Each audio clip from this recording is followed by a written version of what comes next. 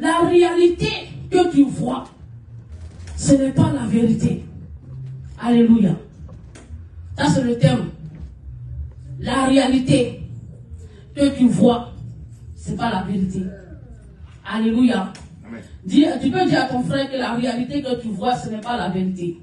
La réalité que tu vois, ce n'est pas la vérité. Amen. Amen. La réalité est visuelle.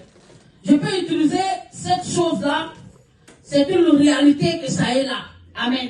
Amen. Cette chose-là. Alléluia. En réalité, ça est là. Est-ce que ce n'est pas là? Ça est là. Amen.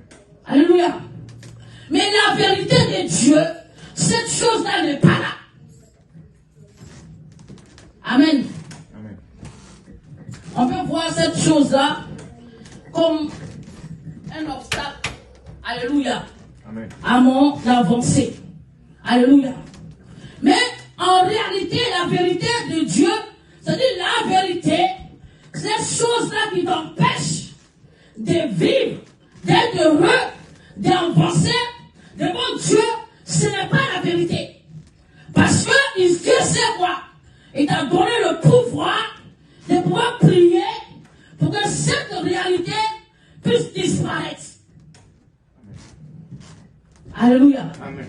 C'est pourquoi je disais qu'il n'a pas mis Adam dans le jardin. Et puis Adam va te coucher. Les anges vont venir cultiver. Ou Dieu lui-même va descendre du ciel. Il va venir dans le jardin pour couper les arbres, pour rendre ça beau. Mais ça, Adam, il a dit, cultive ça et garde. Alléluia. Parce que si ton jardin est rempli d'herbes, la forêt a pris, tu seras obligé de sortir. Amen, amen. Fleurs. Il a un jardin merveilleux et il a pris maintenant l'homme qu'il a formé, il a déposé. Et il a dit alors, il faut cultiver le jardin afin de le garder. Parce que si le jardin est rempli d'herbes, tu ne crois pas que tu seras obligé de sortir dans ce jardin. Alléluia. Donc le but de Dieu, c'est que l'homme qu'il a mis dans le jardin puisse cultiver le jardin, en puisse garder le jardin. Alléluia. Amen, amen. Amen. C'est-à-dire que lui, Dieu, il a déjà tout préparé. Il a déposé l'homme. Maintenant, s'il y a les mauvaises herbes qui poussent dans ce jardin, c'est l'homme qui doit enlever. Amen. Amen. Si les arbres poussent plus haut, c'est l'homme qui doit prendre son truc pour couper, pour que les arbres puissent bien donner des fruits. Amen, amen. Amen. Alléluia. Bénédiction, ça ne va pas être rose, mais c'est à toi de pouvoir permettre, prier par la foi et te cultiver selon la parole de Dieu, afin que tu puisses garder la bénédiction que Dieu t'a donnée. Amen, amen. Cultiver veut dire tout. Cultiver le jardin, planter des choses, mais la cultiver sur le plan biblique. Pour que tu puisses garder le jardin, il faut t'enseigner, il faut t'informer, il faut te former pour être fort lorsqu'il y aura l'adversité dans la bénédiction, pour que tu puisses utiliser cette parole pour partir contre l'adversité. Alléluia. Amen, amen. Amen. Est-ce qu'on m'a bien compris? Amen, amen. Alléluia. Puis il a demandé à Dieu.